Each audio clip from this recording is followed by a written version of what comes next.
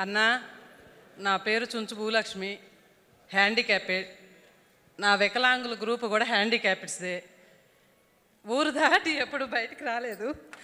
ఈరోజు మిమ్మల్ని చూస్తుంటే నాకు అసలు తెలియట్లేదు. కానీ మా ఊరోళ్ళంతా నేను వస్తుంటే ఒక్కసారి మీరు మా ఊరు రావాలన్నా. నా కోరికైతే ఇదే. మా నాన్నకి మేము 5 సంతానం, రోజు కూలి పని చేసుకొని బతకాలి.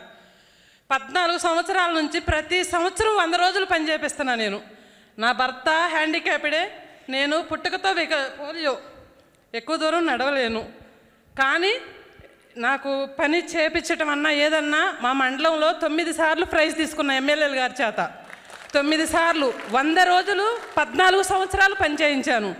కానీ ఏ సంవత్సరం అయినా రోజుకు 130, 140, 150 రూపాయలకు మించి వేతనం తీసుకోలేదు. ఈ సంవత్సరం 290 రూపాయలు, రోజుకి 290 రూపాయలు.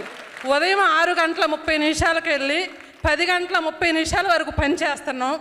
ప్రతి సంవత్సరం ఎలా ఉండిద్దంటే, మా హ్యాండిక్యాప్డ్ గ్రూప్స్ అంటే చిన్నతనంగా, మీరు వికలాంగులు, మీరేం పని చేస్తారు, వెళ్ళండి, విడోళ్ళకి ఇస్తాం మేము పని అనేవాళ్ళు. ఈ సంవత్సరం వచ్చిన కూటమి ప్రభుత్వంలో నాయకులు, ఏపీఓ గారు కానీ, టీఏ గారు కానీ, ఫీల్డ్ అసిస్టెంట్ గారు కానీ ఎవరైనా ముందు మాకు ప్రాధాన్యత ఇస్తున్నారు. మేము మిమ్మల్ని కోరుకునేది ఏంటంటే, 100 రోజులు మాకు సరిపోవు. మేము మమ్మల్ని ఏ మిరపకాయలకి పిలవట్లా, ఏ పత్తికి పిలవట్లా, ఏ నాటికి పిలవరు, మేము వెళ్ళలేము. మాకు 150 రోజులు. వికలాంగులు కూడా పని చేస్తారన్నా, ఎందుకు చేయలేరు?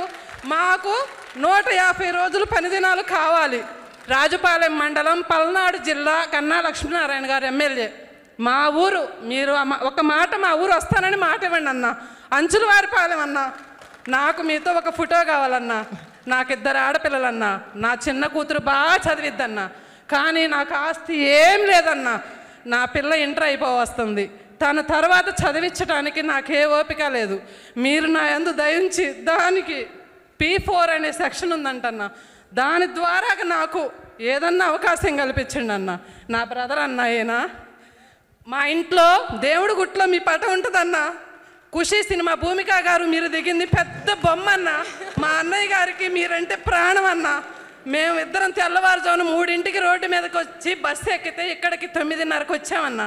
మేడం గారు మా కోసం ఎంతగా ఫోన్లు లిఫ్ట్ చేసి రాత్రి 10:30 కూడా, రాత్రి నేను నిద్రపోలేదన్నా. మా ఊరు దాటి నేను ఎక్కడికి వెళ్ళలేదన్నా. ఇవాళ ఇక్కడికి వచ్చి ఇలా మాట్లాడుతూ అసలు మిమ్మల్ని చూడటం నాకు చాలు. ఇంతసేపు మాట్లాడాను, మేడం గారు ఏమన్నా అనుకొని. నాకు ఇంగ్లీష్లో మాట్లాడటం రాదు, వేరేగా మాట్లాడటం రాదు. మనందరం తెలుగులోనే మాట్లాడుకుంటాం అన్న. ఒక్కసారి వచ్చి మిమ్మల్ని సెకండ్ తీసుకోవాలని ఉందన్న. ప్లీజ్ ఒక్క నిమిషం.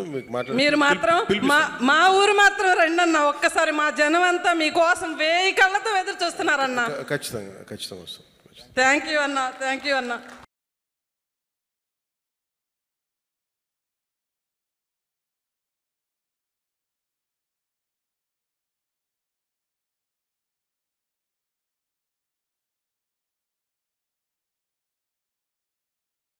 మీ కోరిక తీరింది మేడం గారు.